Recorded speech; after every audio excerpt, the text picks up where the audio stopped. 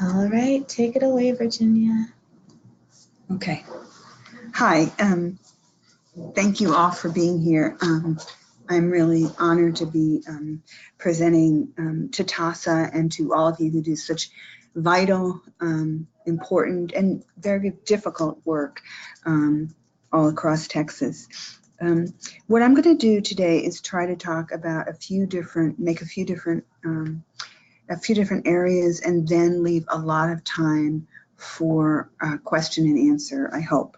Let me tell you the 5 things I want to cover, so that certainly if you have a question, you should ask the question in chat and I'll try to get to it.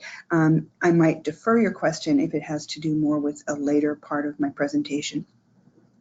Number 1 is, what is asylum? What are the sources of asylum and how do people apply? Number 2, why should you care? Why should people who work with survivors of sexual violence care? Third is to address a major problem, I think, that even allies of sexual violence survivors and allies of immigrants often have in terms of confusing culture with history. And I will explain that more when we get to it. 4 has to do with that we have seen a resurgence in immigration law of the belief that sexual violence is merely a personal issue, a personal problem, or that intimate partner violence, or what we used to call domestic violence, is purely a personal problem, and it's not something that should be addressed publicly or politically, or that should be the basis for asylum because it's just a personal matter. And then finally, I want to talk about what I believe we're seeing right now, which is the end of asylum, and why I think that's true and why I think that should trouble all of us, even if we are not advocates or allies of refugees and immigrants, because of what is happening. So that's the outline of what I'm going to talk to you about today. So first of all, and I apologize if this is redundant to some of you, what is asylum? Asylum is a right that is guaranteed under United States law and international treaties. And what it means is that if you are a person who is outside of your country of origin, and you cannot go back to your country of origin because you will be persecuted, you have a well-founded fear of persecution, and that is based on one of 5 factors, then you are eligible for asylum. What are the 5 factors? Race, religion, national origin, political opinion, or membership in a particular social group. So that is, for asylum, if you are in a country where everybody is being persecuted, and there's no rhyme or reason for the persecution except for that you live under a dictatorship, and the dictatorship is wiping out everyone, irrespective of their race, irrespective of their political opinion, then that is not going to qualify you for asylum. And here's the conundrum, that the worse things are for everyone, the more difficult it is for any one person or any one group to prove that they are being singled out for persecution. And so we do have other kinds of relief potentially available for people who are living in countries where violence is completely widespread. But asylum is supposed to be for people who are being persecuted for one of 5 reasons. Race and ethnicity is kind of obvious, and we have seen, unfortunately, that happen time and time again.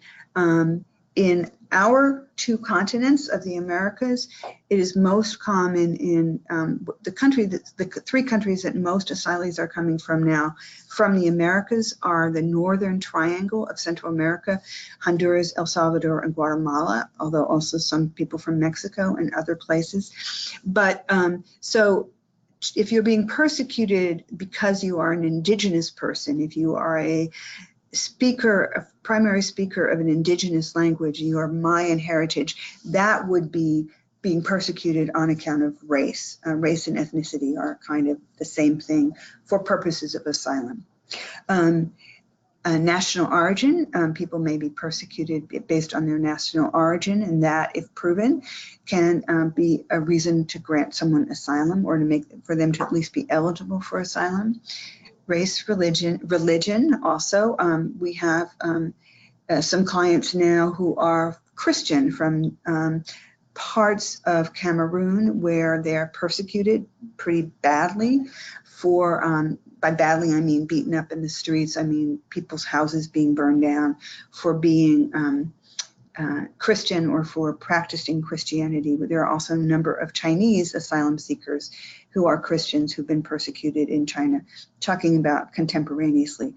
Race, religion, nationality or national origin, political opinion. This is almost a classic case of asylum where you are a member of a labor union, or you are a union organizer, or you are a member of an opposition political party, or you are a journalist or a professor who writes op-ed pages, or you're an organizer of a political party, and you are being persecuted because the government of the country does not want your voice to be heard.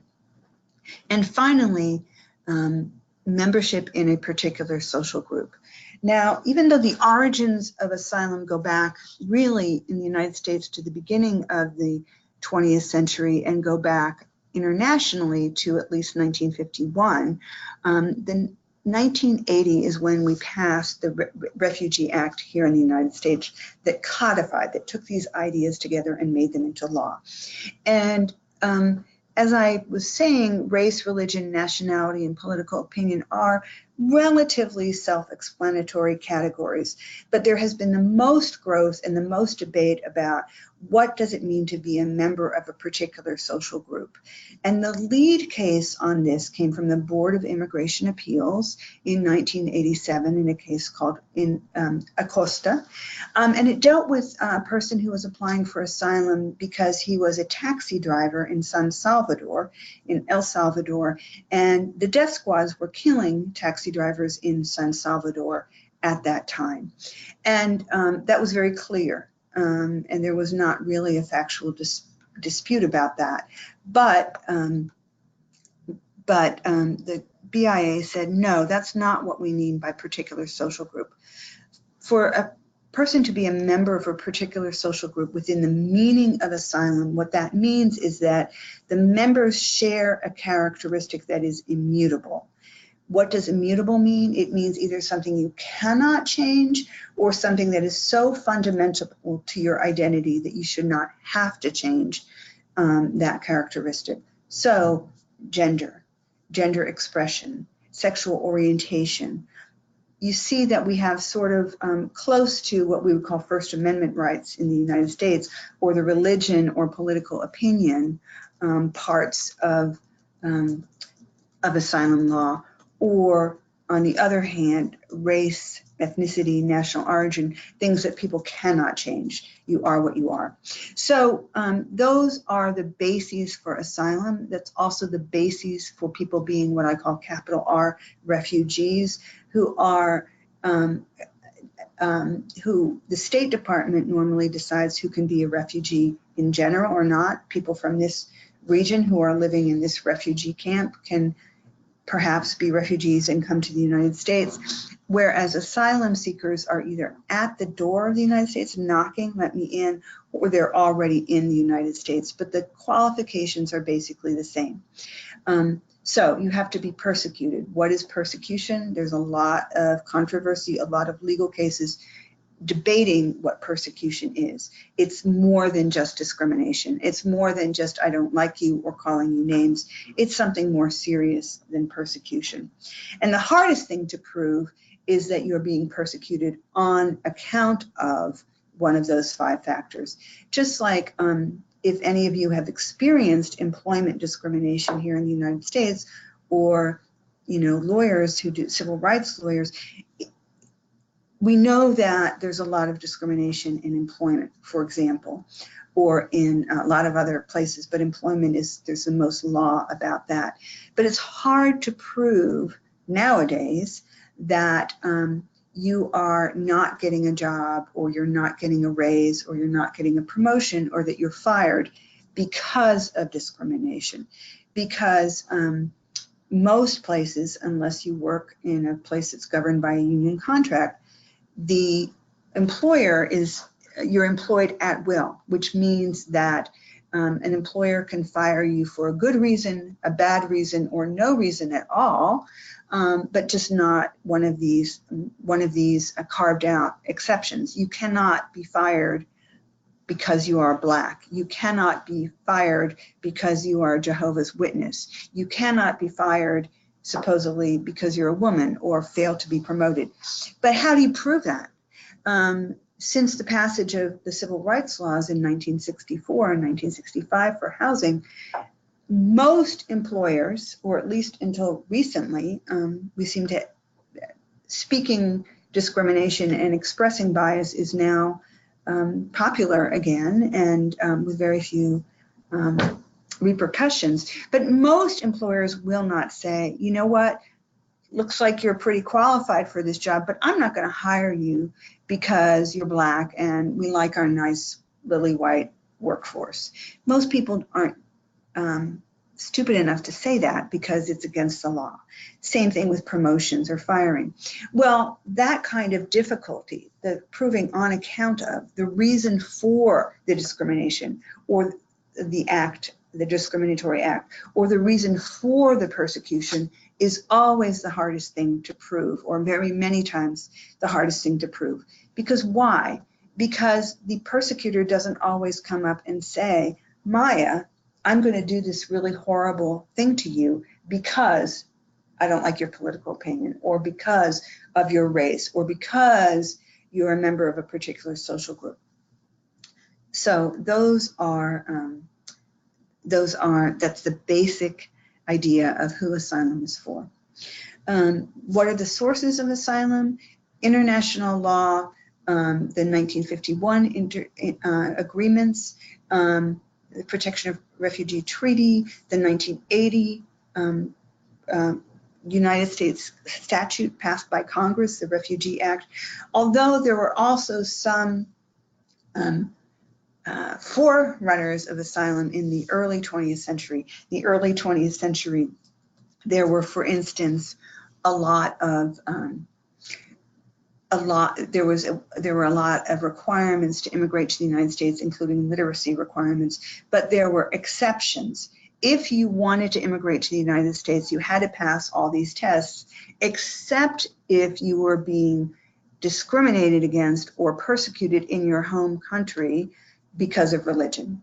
And so that was an early exception carve out, which we later see incorporated into asylum law in the Refugee Act.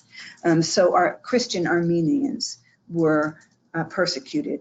Jews in Eastern Europe and Russia were being persecuted. So that if you could prove that you were being persecuted on account of your religion in Armenia or in Russia, that could, or anywhere in the world, but those were just the two biggest examples at that time, then you could not have to meet all the other requirements for immigration at that point. How do people apply for asylum? Well, there's three different ways. First, we'll cut it in half and say that people can apply for asylum affirmatively or defensively. What does it mean to apply for asylum affirmatively? It means that you come to the United States and you're on a visa. Perhaps you're a student, or you're visiting relatives, or you're just touring the United States. You want to see the Grand Canyon, and you are always planning to go home, but while you are visiting the United States, something happens. There's a coup, there's a change of government, and all of a sudden your kind of people, whether that's politically kind of people or your religion, people of your religion, are in danger, whereas you weren't when you left. And so you can go to the asylum office. The closest one to us is in Houston, which is part of the United States Citizenship and Naturalization Services, and say, I cannot go back to my home country. I am affirmatively applying for asylum. And then you have an interview with an asylum officer, and either you get asylum or you don't get asylum. If you don't get asylum, you will be placed in what are called defensive asylum proceedings. Defensive asylum proceedings are when you knock at the door of the United States and say, I want to come in, I cannot go back to Honduras, I'm a transgender woman, and in Honduras I experienced all of this abuse because I'm a trans woman, and I cannot go back. And so you haven't done anything illegal, but you are knocking at the door of the United States. And what happens now, well, let me say, what happened 6 months ago is that you would be let into the United States and you would most likely be incarcerated or detained in an immigration detention center while your case proceeded. The other way that it can happen is that you come to the United States and you cross the border without presenting yourself, and you just cross the border, you enter the United States without the proper documentation and without presenting yourself to an official, an immigration official, and then you are found. Many of my clients have intended to be found. They crossed and they sat down under a tree and waited for Border Patrol to come get them and their kids. And then you are, depending on what moment we're in, very often either put in immigration detention, or now you will probably be told you have to stay in Mexico and wait. So I have now explained in a very simple-minded way asylum. Do people have questions at this moment? Not, that's fine. How are we doing? None so No far. questions. Okay, good. Okay. Why should you care? As people who advocate for survivors of sexual violence and who advocate to prevent sexual violence in Texas and in the United States. Many of the people who are coming to the United States seeking asylum are survivors of sexual violence. Many are survivors of intimate partner violence. Many are victims of gender-based violence. You may note when I named race, religion, nationality, membership of a particular social group, and political opinion, I did not mention gender as a category, as a reason why you can apply for asylum. That's not true. Everywhere in the United States, we have 5 categories. Other countries have 6, including gender. And the United Nations would like to see everybody do that, to accept as asylum seekers people who are being persecuted on the basis of their gender. We don't yet have that. But it is true that for the last several years, El Salvador and Honduras have vied for being the most dangerous places in the world for women to live. Femicide is very, very common, as is sexual violence against women and girl children, and also children in general. There are many people, many transgender people particularly, but also gay men and lesbians who are victims of sexual assault, survivors of sexual assault who are coming to the United States seeking asylum. That is a huge group of who these people are. And that is true whether we're talking about the Northern Triangle of Central America. It's also true of certain people from other countries. My clients come from Central America, from Mexico, from Cameroon, from Burundi, from the Democratic Republic of the Congo, from Ghana, from Guinea, from Sierra Leone, for example. And many of those clients are queer people who have experienced gender-based violence, or including sexual violence based on gender or based on sexual orientation or gender expression. And so these are your people. These are our people, for those of us who care about survivors of sexual violence. Many asylum seekers, including many, many women and children and many queer people, are preyed upon during the passage from wherever they're coming from to the United States. It's dangerous to come, it's difficult to come, so a lot of times people have gathered whatever resources, financial resources they can find, and have paid someone to lead them from Cameroon or Sierra Leone to Ecuador or Colombia, and then up through Panama and through Central America and Mexico to the United States. Very frequently, those smugglers will get to a certain point and then say, I'm not taking you any further unless you sleep with me, unless they rape people, to force them to continue, or say, you write to your family, you call your family and have them send me more money. There is a lot of exploitation, including labor exploitation and including sexual exploitation on the route.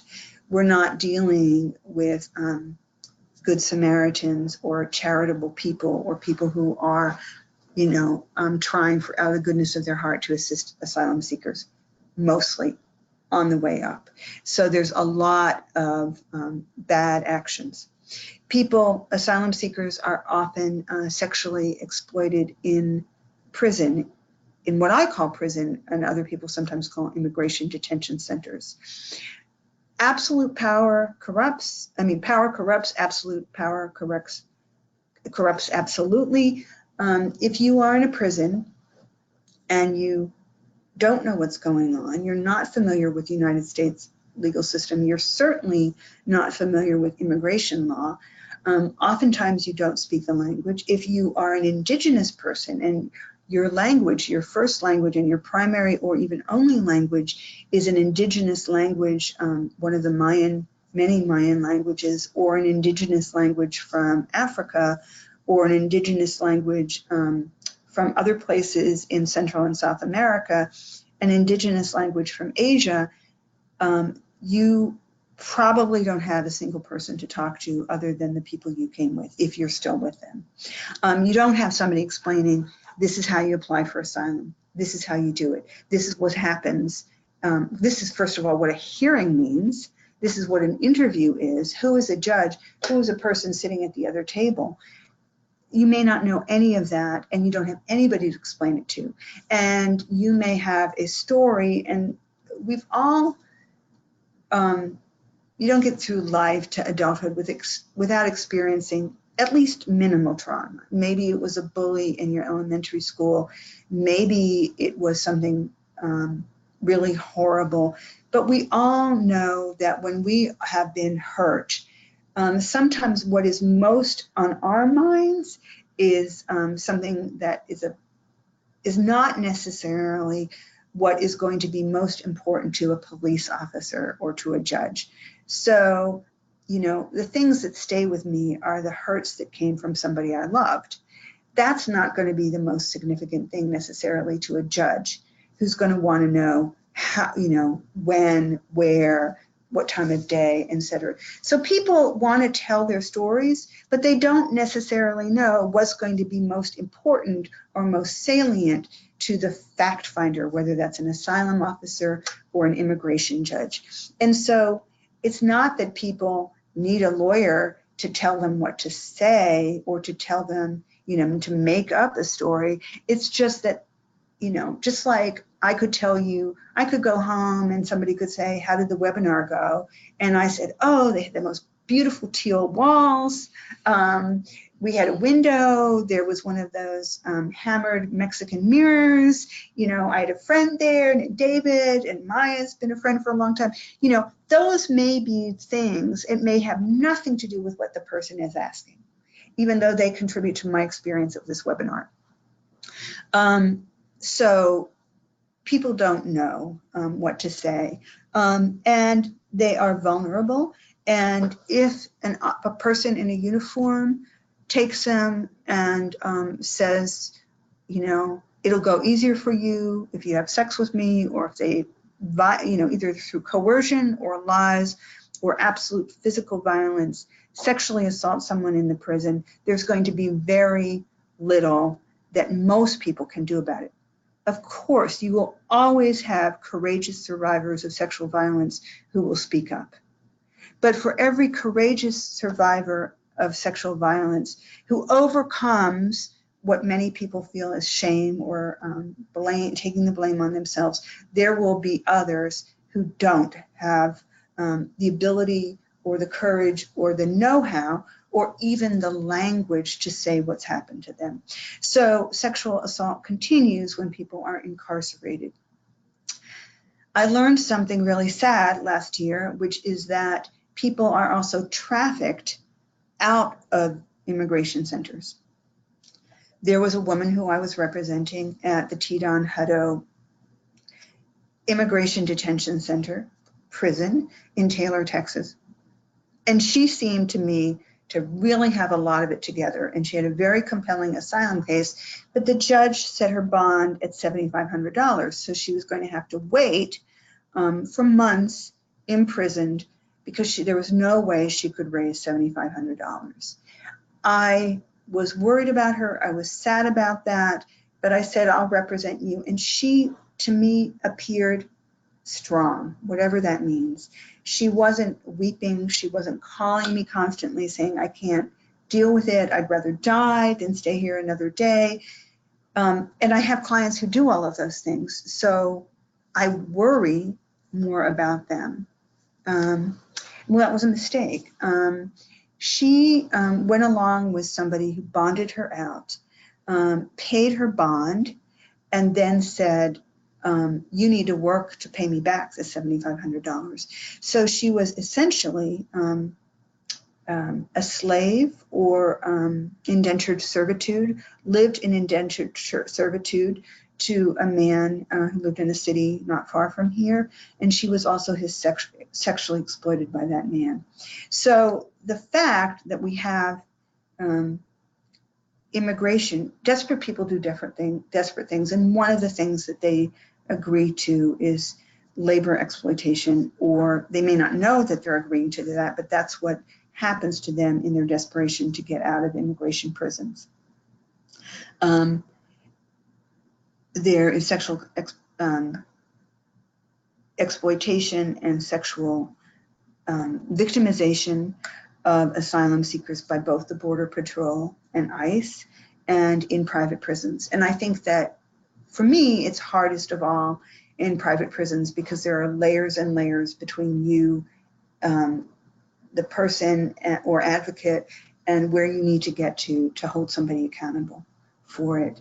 We didn't do it. That was GEO. That was Core Civic. That was the Correctional Corporation of America. That was somebody else who's responsible. And so that's a very difficult thing that private prisons add an extra layers that you have to get through to get to the responsible person or to even get the information. I'm going to stop there for a moment and say, are there any questions? Not so far. Not so far? Okay. Now, this gets tricky, part 3. I've represented many, many women and some children and quite a number of gay men, lesbians, and transgender people who have been violently abused, sometimes sexually abused, often sexually abused, but violently, either with physical violence, specifically sexual violence, and other kinds of violence in immigration courts, people who are asking for asylum. And most of the people, since I only represent poor people, most of the people who I represent are modestly educated. In many countries, there is not free public education, or there is free public education, for instance, in Mexico, only up through the 6th grade, and after that you have to pay tuition. Or for people who are extremely poor, children are working, and so they don't get to go to school even up to 6th grade. They are laboring in agricultural fields, and so they go sometimes to school, but if they go to school, they don't go until after they've already milked the cows or done agricultural chores, and they get there late. Or they live at some distance from the school, and rural education is not universal, and they live across the river. I'm thinking now about a client whose case is on appeal, whose transcript I read last night, who lives several miles from the closest school, which is only an elementary school. It's across a river. There's a narrow bridge. The bridge goes out when there are heavy rains, which there are a number of times a year. Family does not have a car. Family has 2 horses, but they sometimes need those horses to work agriculturally, and they either walk to school or they get there some way, and it takes a really long time. And if there's not an adult with them to walk who's available, they don't get to go to school, or if they're working, or if the weather prevents them. So many things can keep a kid from going to school, even to the 6th grade. Now, why do I say that? Most of my clients know what happened to them, and they know what happened to their neighbors or to their family, immediate family members. But what they don't have is a bird's eye view of what's going on in the nation, what's going on in the country. And so very, very frequently, and so you can win a case sometimes if it's just one person giving their story without any documentation, which they usually don't have, because the people don't say, we're killing your dad because he's a union organizer, or we're killing your sister, your brother, because they're union organizers, or because they're preachers, or because whatever, they've stood up to the gangs. There are not usually certificates that say that. That's not how persecutors usually work. So it's their word against other people's. And so what often helps is for you to bring in an expert. Typically, these are academic experts, or they might be human rights workers. They might be somebody from Amnesty International or from some human rights commission who can talk about the big picture. And that lends credence to the individual person who's trying to get asylum. Some of these experts, I'm sad, very sad to say, repeat myths and prejudices and biases that are not unlike those spoken by the President of the United States. Those people over there, those people are monsters. They're rapists. People use the term macho and machismo as if violence and sexual violence were the unique province of Latinos. You who work with survivors of sexual assault know that's not true.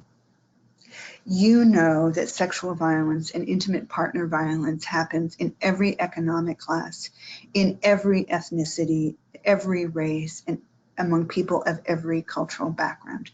You know that's true. But even people who should know better, I wish, talk about cultures of violence being especially bad in certain countries or in certain cultures. They talk about cultures rather than about history.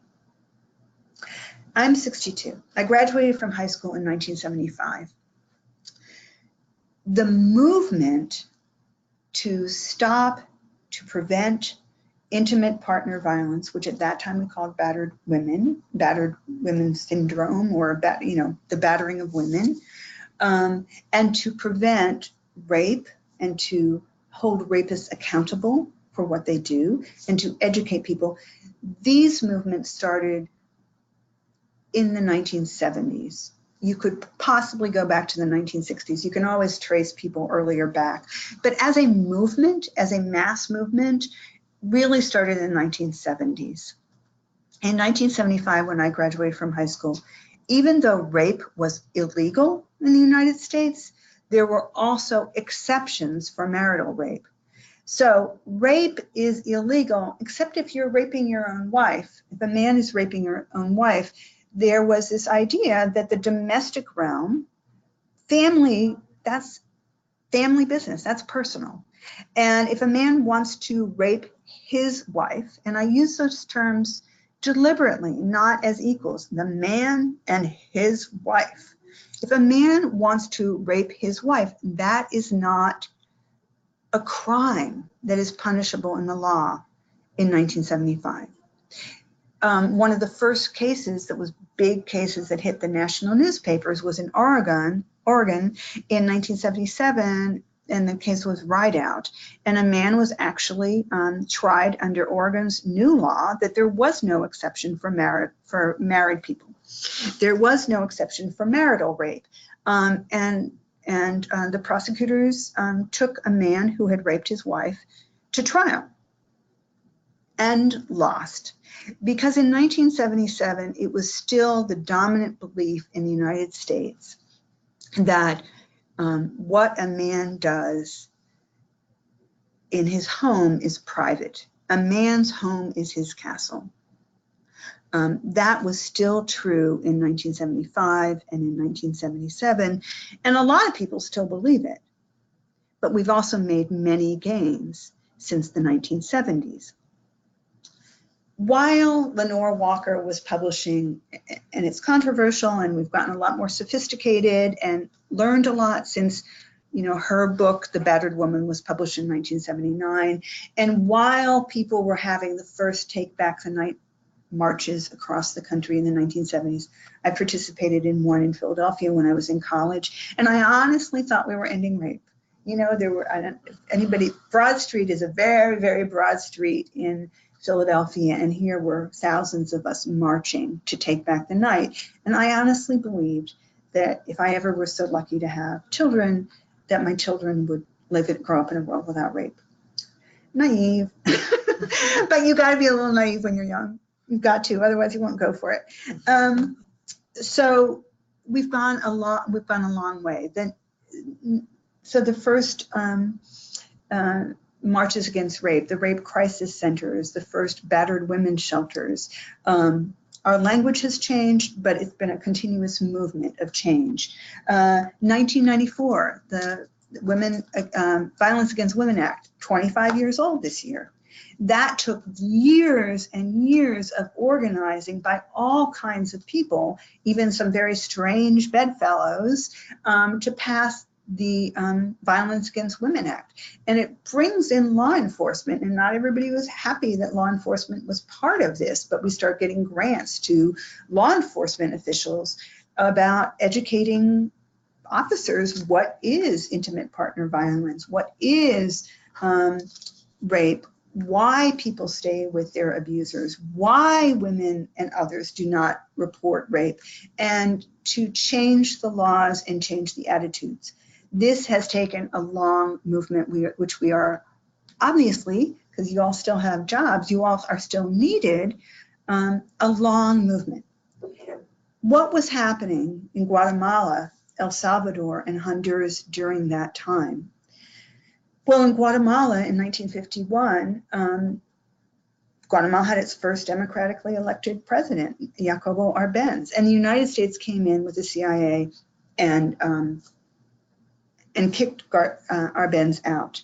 There were, because he was for land reform and for other reasons. In the 1960s and 1970s, minimum, thousands and thousands and thousands of indigenous Mayan people were killed. An absolute genocide. That's the only word that's appropriate to use. What started happening, especially in the 70s and then into the 80s, the government of Guatemala systematically set out to kill indigenous persons. And many, many thousands of people were murdered. In 1976 in Guatemala, an earthquake killed 27,000 people. In 1981, at least 11,000 people, by 1981, at least 11,000 people had been killed by the government.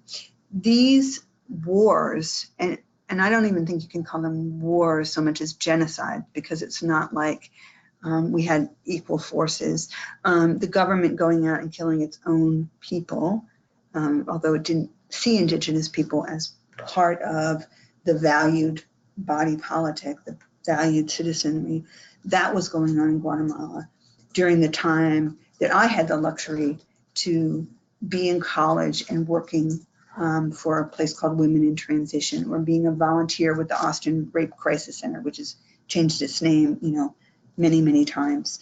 It takes work, as all of you know, to organize, and that's difficult to do when you're under the threat of genocide, when there's an earthquake, when your communities are being systematically destroyed. I don't have time, and you're not here for a lecture on what was happening in El Salvador, Guatemala, and Honduras during the 1970s, 80s, 90s, and up until today. But I just want to say that it's about history. It's not about culture. We know that rape exists here in the United States, and it's not limited to Central Americans or Mexicans committing rape. It has taken hundreds of thousands of women and men to work against rape and to work against intimate partner violence in the United States. That long struggle is ongoing. But we had the luxury to do it, in a sense, because most of us, not all of us, but most of us have had more freedom to maneuver than most people in Central America during this same period. And most of you have jobs in this field, and that infrastructure has not had a chance to develop because of genocide, because of civil war, because of death squads, because of US intervention, military intervention in Central America throughout this period. Think about history and don't talk about culture. Try not to use the word macho. There are lots of other words to describe men who think they are superior to women, who think that there's only one way to be masculine, to express masculinity, and that is through violence. There are lots of words to describe overly violent people, people who want to hold other people as subservient, people who think that wives and children are property rather than equal human beings.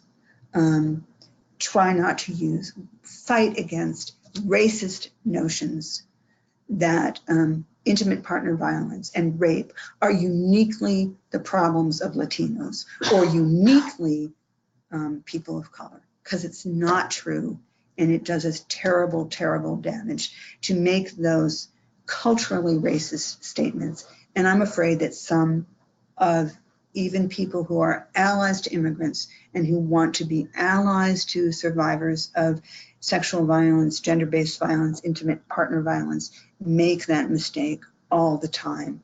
And we need to stop it, and we need to call each other on it. I'm going to stop there and see if there are any questions. Not so far, but I'll put up the question. Okay. And actually, it doesn't have to be a question. You can argue back. Nothing?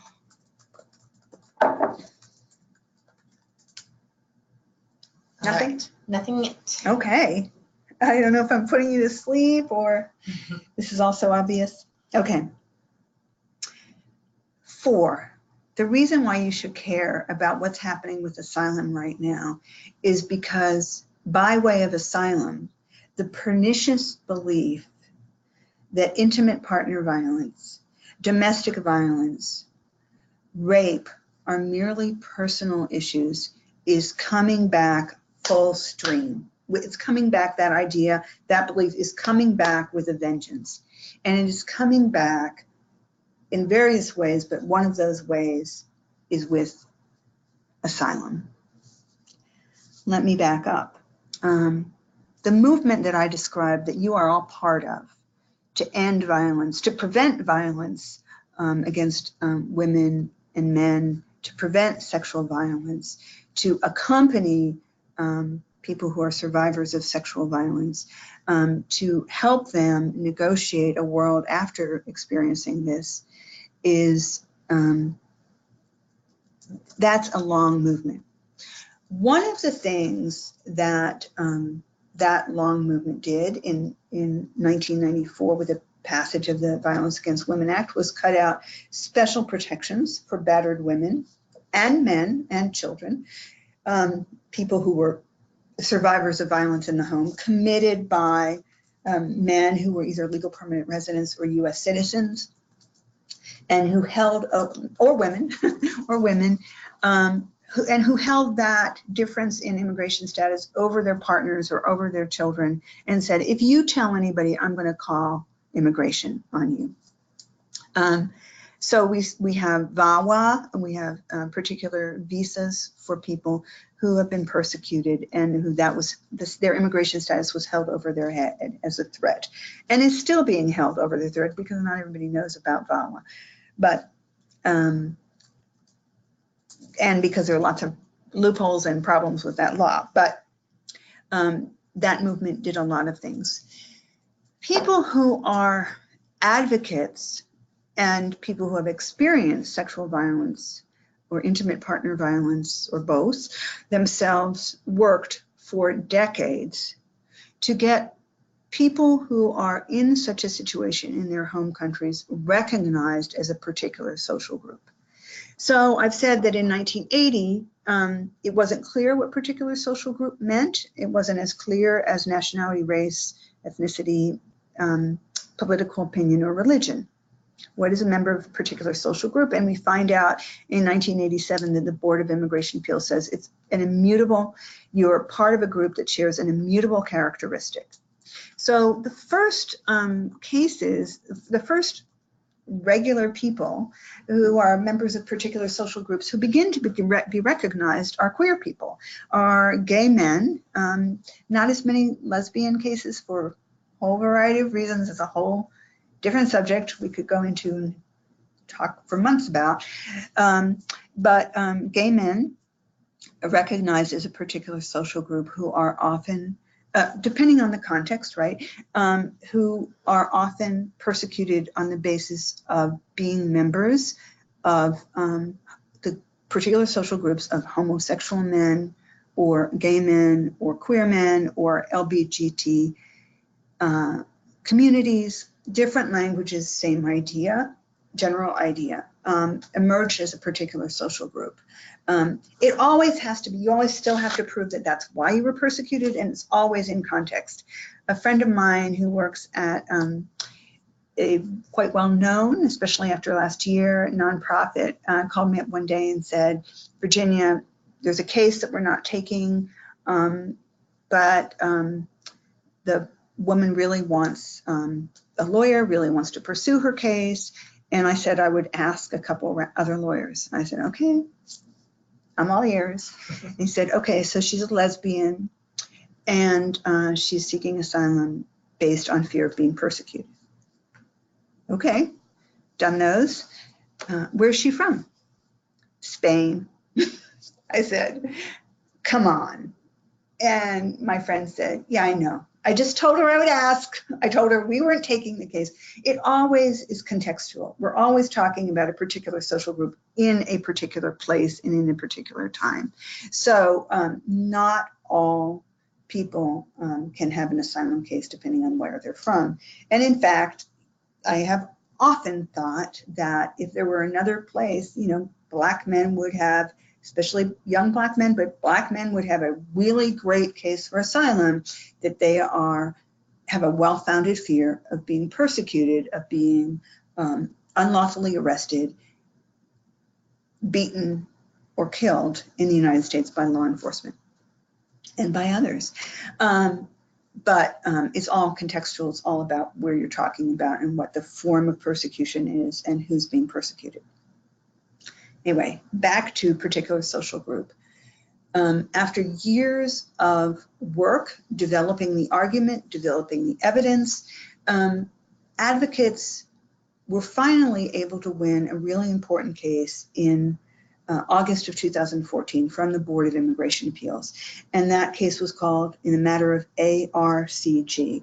Asylum cases are private, so very often you'll see initials being used rather than somebody's name. Between August 2014 and last June, many of us were representing women or men or other people who had fit in some variation of this particular social group. In ARCG, the particular social group was women, married women in Guatemala who are not able to leave their partners can constitute a particular social group for the purposes of asylum. Okay, note it's in Guatemala, it's not everywhere. Maybe 100 years ago in the United States, it was very difficult to get a divorce in certain places, in certain communities. That's not true now, or as true. In general, it's not true. But in Guatemala, very, very difficult. In 2014, the evidence was clear that, they could make a good argument that a woman in Guatemala who was married was not able to leave her abuser, and those people constituted a particular social group. I will cut to the chase and say that last June, then Attorney General Sessions issued all by himself, not a judge, but he's in charge of the Department of Justice, which the Executive Office for Immigration Review is part of, which the Board of Immigration Appeals is part of, which all the individual immigration courts are part of. Attorney General Sessions unilaterally said that he was overturning a case in which an immigration judge had granted asylum to a woman based on her experience of intimate partner violence in the matter of AB. And in doing so, he purported to overturn ARCG. Why do I say purported to overturn? Which has had the effect of really limiting that decision and really limiting the ability of people to apply for asylum based on the fact that they are in intimate relationships, that they cannot escape, and that they are persecuted based on being in this group. What I mean when I say purported to overturn that line of cases is that Attorney General Sessions went beyond what he had to do in issuing this decision AB, and he made the statement that in general, domestic violence and gang violence will not be grounds for asylum. Okay, that sounds very discouraging, doesn't it? Immigration judges do not decide cases in general. This is not Congress that is setting policy.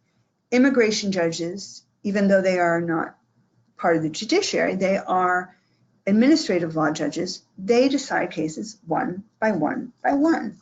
They don't say, here's a whole bunch of people who are saying they are threatened by gangs. Therefore, I'm just going to sweepingly decide for all of you, none of you have an asylum case.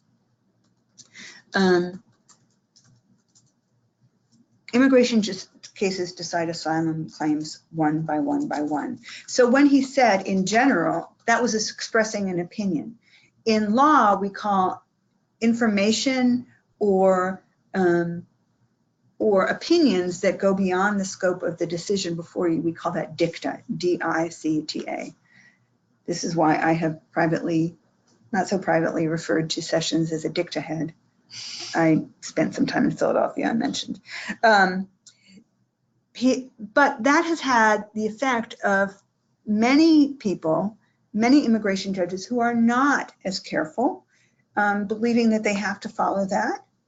Even though they're supposed to look at each case on its own, and many asylum officers taking that as the word, that they're supposed to deny asylum to people claiming persecution on the basis of being in an intimate relationship that they cannot get out of, or people being sexually assaulted. This is true, what I'm about to tell you. It's hard to believe, but I represented a woman who was incarcerated, I like to say M-I-M-M, incarcerated, in the Teton Hutto immigration prison in Taylor, Texas.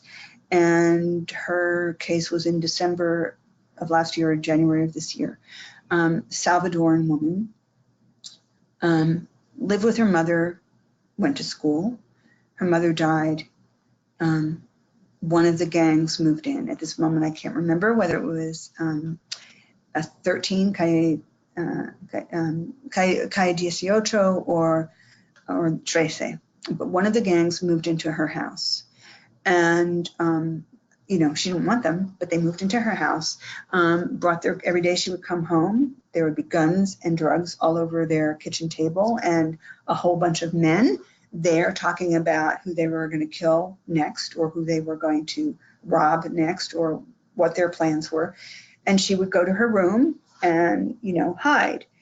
One of these men developed an interest in her and kept trying to, would grab her, would put her on his lap, would do all these unwanted sexual things to her, and eventually attempted to rape her, and she left.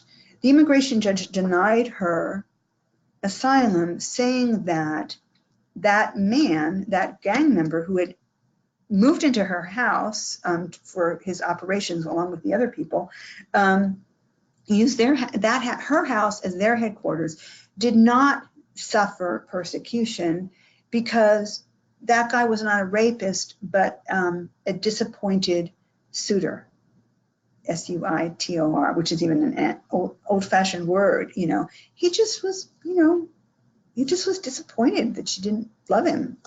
And so grabbing her was, you know, just a personal issue. That has been part of the effect of the revived belief that sexual violence and intimate partner violence is just a personal problem. It's not a social problem. It's not a political problem. It's not a public health issue, but it's just a personal issue. There is a line being drawn between personal and domestic on the one hand and social, political on the other. A line that I thought we had crossed a long time ago, that false dichotomy that I thought we had gotten rid of a long time ago is back with a vengeance. Thank you to this administration. Stop, see if there's a question. Yes, there is. Okay. How do you approach a situation where faith determines power in the family, where males are given power and all family members or whole communities may resist addressing violence in families? I think that's true a lot of the time. And I think that I would, I have and would take such an asylum case. But I wouldn't, you know, there's evolution in all religious denominations and all religions. And I have a friend who's a Mormon. I have friends who are members, who are Baptists. I have friends, you know, there are all different kinds of religious communities, and there's women and some men working in all religious communities to make changes so that all human beings, even within that faith tradition, and even who subscribe to many tenets of that faith tradition, are treated equally. And so I think that we still need to talk about history, and religion does get into it, so that you might have a particular social group that says that, I'll just make up a name, Lauren is persecuted because as a member of X community, she is told that as a female, as a teenage girl, she is not allowed to do X, Y, and Z, or she is subject to a clitorectomy, which she does not want. But the religious community that she lives in does expect that of all of its female members. And that if you don't do it, there will be other kinds of severe consequences, or you probably can't escape it. You know, whatever the facts are in a given situation. we can talk about particular communities. We can talk about particular faith communities. I'm just saying, let's be as specific as possible, and let's not coat entire groups of people with a charge of being human rights abusers. You know, so that you might have heard theorists talking about, you know, the colonialism and imperialism being in part like this, you know, in part we see white men rushing into countries to save brown women, right? And we don't want to repeat that narrative that, you know, only white people or only North Americans, as, you know, as immigrants and immigrant advocates and, you know, advocates for survivors of intimate and partner violence and sexual violence are of all stripes, and just like the survivors themselves, of all colors and cultures and economic backgrounds. But that narrative of sort of the West or the civilized North coming in to save, you know, brown women from brown men. There's a racist narrative that, you know, the more civilized nations have to come in and save the uncivilized women or children from uncivilized men. Look to history rather than to cultures. Does that answer the question? I'm going to wait. Let me ask. Or maybe they can they talk? Can you just unmute them? I can. I might be able to unmute. Oh no, I have to get into that computer. Oh. But Asha, if you have more to that question that you'd like, she says that makes sense to me. Okay. So. All right. I really appreciate that question, and I hope that we can continue to talk about this because it is thorny. It is thorny. There are reasons why El Salvador and Honduras have higher rates of femicide than anywhere else in the world. But I don't think it's because Honduran men or Salvadoran men are somehow inherently, genetically, culturally more violent. Okay, but there's everything about their history that explains why that happens. And part of this has to do with many Salvadoran teenage boys coming during the Civil War and during the death squads and ending up in LA and not being taken in by anyone and forming their own substitute families, i.e. gangs, and surviving however they could. And I think most historians will tell you that, or most students of gangs will tell you that the origins of these most dangerous criminal organizations that are plaguing Central America right now are derived from gangs that were formed in the 1980s and 1990s in Los Angeles and then deported. So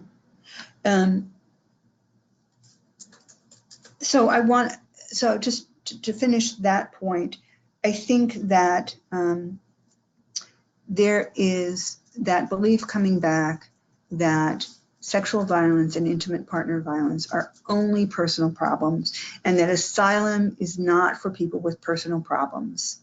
It's for people who are experiencing persecution based on one of these 5 factors, and that has to be either done by the government or by the government, someone the government cannot control. It's a false dichotomy. It always was a false dichotomy. And sometimes it's really clear. I've had so one of the first people, last May, I found myself again in Hutto, facing a woman whose very little boy had been taken from her at the border because on the excuse that she had crossed the border without permission, and therefore she had committed a crime, and therefore she was taken by the federal marshals and put in one place, and her little boy was sent off on this trip through the Office of Refugee Resettlement. And that's how we had so much kidnapping of children. And I say kidnapping of children rather than separation of families because many, if not most, deportations separate families. And what happened en masse last May and June, well, starting in April, May, and June, was kidnapping of children, taking them literally out of their parents' arms by force or by coercion and through lines.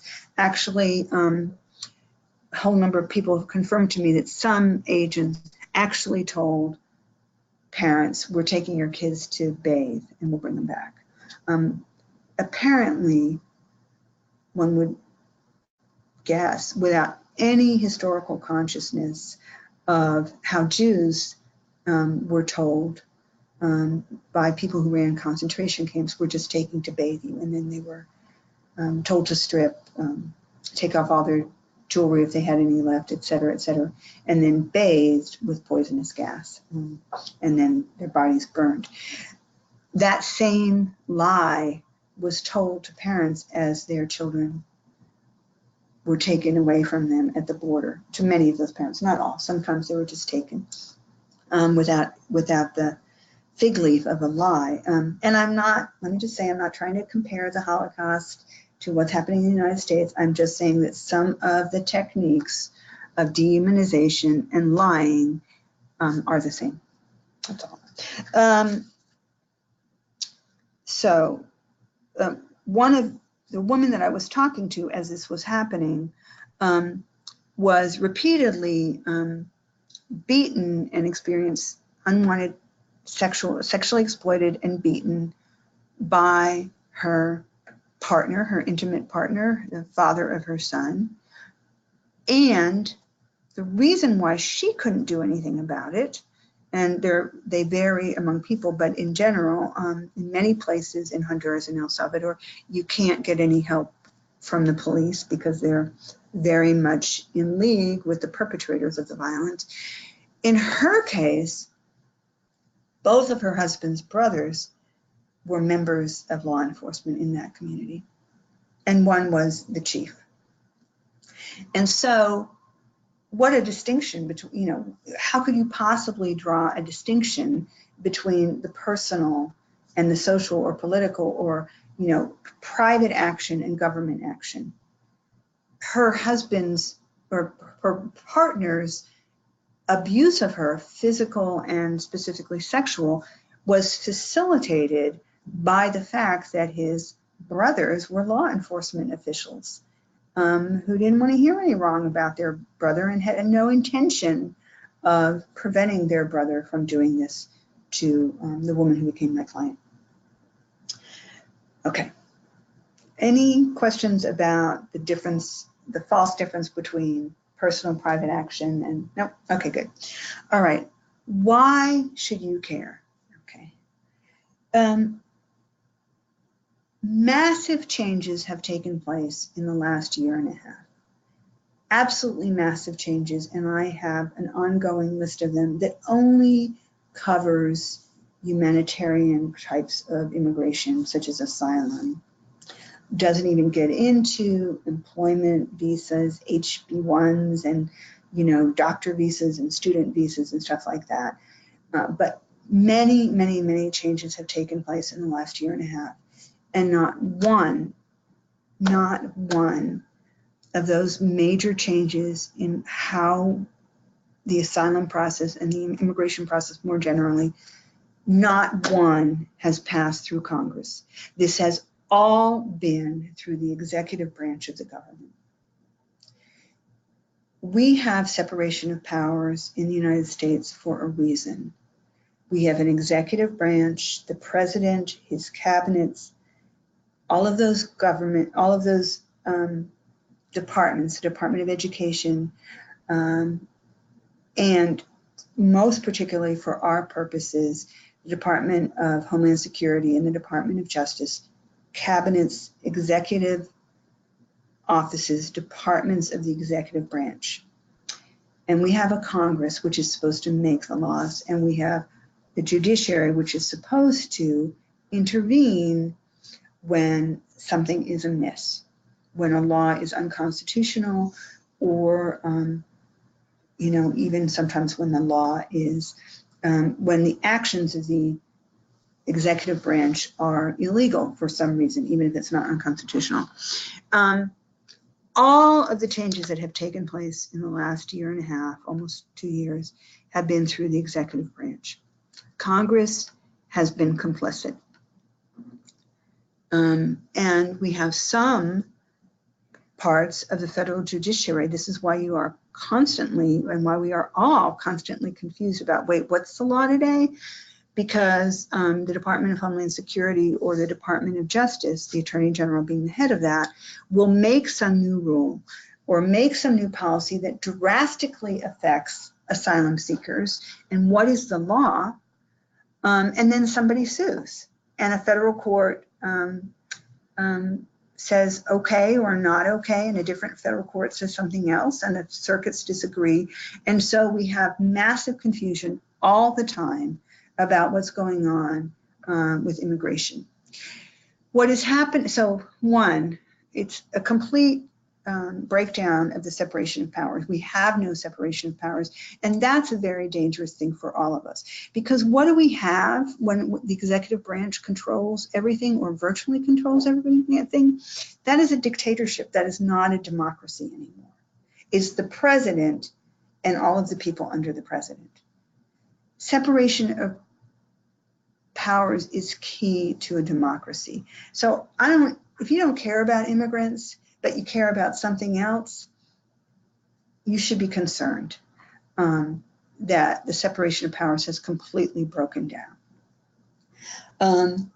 You should care that hundreds and hundreds of changes are being made to, in effect, to law without congressional input. And you should care that the United States, which has made some openings to the asylum law, which passed in 1980, and treaties that we are bound to. Nobody made the United States sign treaties, international treaties about protection of refugees. The United States did it of its own volition, signed and ratified treaties. And now it's all being undone. Since 1980, the passage of the Refugee Act, sometimes there have been openings and things that have made it somewhat easier or facilitated asylum, and sometimes there have been moments that have closed, have amended that through laws or through regulations that have amended the asylum procedures or who gets asylum and who doesn't.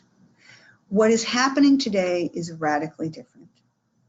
What is happening with the so-called third country, you have to apply for asylum somewhere else before you can apply in the United States, unless you're Mexican and you come through the southern border. What does that mean? You know, people can come in through Canada and they don't have the same problems or the same barriers. It means it's a racist, it's a clearly race-based move.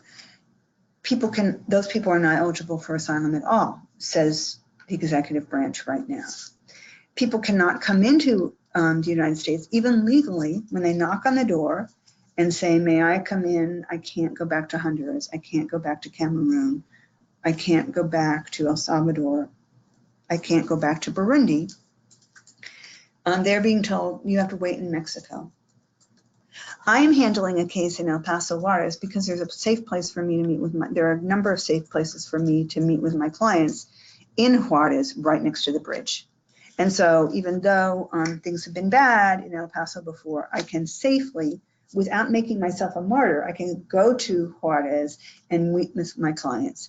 That is not true of Nuevo Laredo, unfortunately, right now.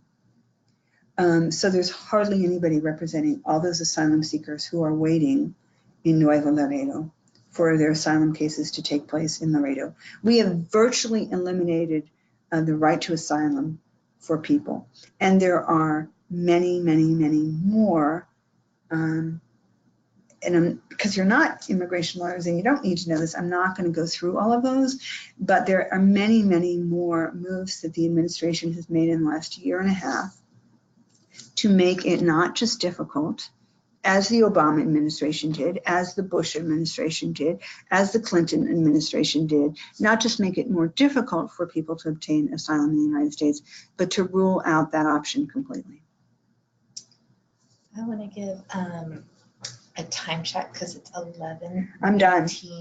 I'm done. Do you have advice, Virginia, on what? You just might be on camera. Our policy director Liz walking through and giving away. Do you have advice on what advocates can do to advocate? Okay. All right. So I typically think about what we can do in 3 general categories.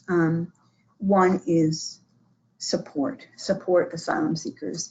And you all probably are already doing this in many, many, many ways. Listening carefully, not making assumptions, and in helping accompany survivors of sexual violence and or sexuals of intimate partner violence through their processes. And maybe that means expanding your accompaniment to immigration court, or making sure that you are in close communication with immigrant-led groups, number one, immigrant-led groups where those exist, or immigrant allies to support them, especially in terms of raids or in terms of mass roundups of people. That's one way you can do it. Another way is to directly participate in, there's a group called Angry Tias and Abuelas of the Rio Grande Valley of Texas who provide material support. I have a friend who has, for months and months and months was going to the bridge every night to pass out Pedialyte to keep kids from dehydrating. Well, children mostly, but also adults from dehydrating in these terrible, terrible situations where they were made to wait under bridges because of this policy called metering, which I haven't even talked about. So Angry Tias and Abuelas, and then something called Team Brownsville could use your support financially to buy food, to prepare meals, to help provide basic medical care to people who are waiting their turn to be allowed in to fight their asylum claims. There are many, many ways to support just that basic material support of asylum seekers. And there probably are ways to do that in your town. And it might be through Catholic Charities, it might be through some other faith-based group, but look for them. And if you can't find them, then write to me and I'll help you find them. A second thing that people can always do is educate. Educate ourselves first.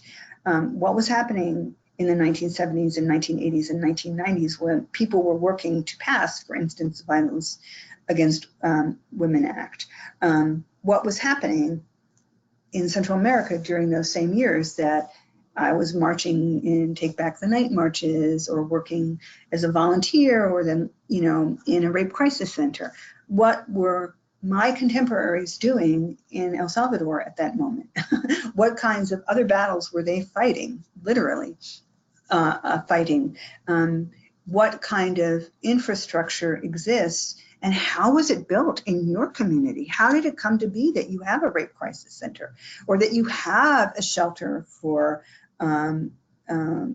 people who've been survivors of intimate partner violence? How did those things come to be? And I know that some of you will know that, every year it's a struggle to find funding and it's a struggle to find space and it's a struggle to staff. But educate yourselves about why people seek asylum and what historically has gone on in these countries in the last 50 years. The countries that are mostly sending asylum seekers, not sending, in the sense of deliberately doing something, but the countries that people are fleeing from. Why are they fleeing? Educate yourselves and talk in terms of history and power. rather than using racially loaded terms such as macho or machismo that, again, that purport, that suggest that violence is just, just Latinos, which is not true. And then challenge what's going on. So you're probably mostly nonprofits, and it's limited what you can do in terms of political action, but you can always talk on an issue rather than for or against an issue. So a lot of times women, particularly women, but men as well, don't tell the first US official they see that they were survivors of rape. There's shame associated with it. They are afraid of telling other people because they don't know how they'll react. The shame I have found with my clients is, as hard as it is to admit that you yourself have been a survivor of sexual violence, how much more painful and shameful and how much more denial is a person who was not able to protect their child. But the reason why they left El Salvador was because their child, now it's their child who's about to be victimized or has been a survivor of sexual assault. And so that when an asylum seeker does not tell the first asylum officer or border patrol agent, for heaven's sake, that they have been a survivor of this deeply, deeply painful trauma, then that goes to their credibility. And the immigration judge and the ICE lawyer will say, well, you didn't tell them that. Why not? You're making it up now. Now you have a lawyer. You know that this is a good way to get asylum, right? Didn't you? And we'll say you can't be telling the truth because you didn't tell the same story all the time, or because you're adding more details now, or your story doesn't make any sense because you're chronologically contradicting yourself. You're jumping all over. And you who work with survivors of traumatic events know that although there's not one way that survivors of trauma react, there are many different things that often happen, and that includes gaps in memory. It includes things like, I can't remember what day it is, but I remember this particular smell that I smelled at the time. Or I remembered something that somebody else is, you don't remember his face, but you remember, the color of the room you were in? That seems bizarre, but that's how trauma works. And so you can help by being an expert witness for immigration lawyers, either live or in an affidavit. This is a common thing that happens. You can be an advocate by talking to your congressional representatives. I'm not saying which way you should vote on a law, but let me tell you what I see as a person who works on a day-to-day basis with survivors of survivors of sexual violence or of intimate partner violence. Let me tell you what it looks like. That's why when an asylum seeker comes and says these kinds of things, I tend to believe her because it matches what I see in other people. Or it doesn't match what I see here because we have hotlines. And so often people call us on the hotline the first time it happens. But what happens if there's no hotline in your town? What if you live in a rural area where it takes 3 hours to get to the nearest police station? And then it turns out that the police people who work there are best friends with your husband, your partner's dad. Talk about the differences, talk about the similarities, share your knowledge, and get active. You could also help dispel some of the more dangerous things. So you might have heard of the public charge. People are being told, people are hearing that you can't get a visa or you can't get a legal permanent resident status if you have used certain public benefits. That's really complicated. I can't get into it. I wouldn't have been able to do it if I spent a whole hour and a half on it. Read it and encourage people to get healthcare for their children, for themselves, and we'll deal with the public charge later. I mean, really, I mean, we hear about children not going to school. We hear about people not taking their kids for vaccinations because they're afraid. We hear about people not taking their kids to emergency rooms because they've heard if you use a public benefit, then you're not going to get a visa later on. You know, health first, safety first, for adults and for children. Awesome. Do we have any other questions? Do you have a brief, like, 3-second description of what the public charge is for people? The public charge, okay, the public charge says, I'm sorry, I should have done that before, thank you. So one of the requirements when people, you know, try to bring, reminds me of the most recent thing, the government is now saying, the executive branch is now saying you can't even get a visa unless you can prove that you have health insurance. It varies state to state, but a lot of places you can't even buy short-term health insurance. And if we had all had access to health insurance in this country, we'd be in a different world. But so one of the things is saying, because they're saying that if you don't have health insurance and then you come to Houston and get hit by a truck, or you know, a fertilizer plant blows up and you're hospitalized, then you will become a public charge. You will become a drain on the financial resources of the United States. Now we're saying anybody who's used public benefits, certain public benefits, not others, will not be able to later become legal permanent residents or later on. So I'm not going to get into it because it's so complicated and I don't want to tell you wrong, and you're really going to have to read it. But you can tell people, look, talk to an immigration lawyer if you want, but if your kid needs to go to the emergency room, take your kid to the emergency room and get your kid vaccinated. Awesome. Thank you so much, Virginia. If there's any last minute questions, please go ahead, or comments or thoughts, please go ahead and put them in the chat. This webinar will be available for future viewing on the TAASA YouTube channel. I'll let you see these as they come in. And I think because I shared a lot of, I was posting links as you were talking, Virginia. So I will also get the chat transcript out for folks so that is available to you afterwards. So if there's nothing left, I see some thank yous. Then can you scroll down to the bottom to make sure no one's got any last minute questions? Okay. All right.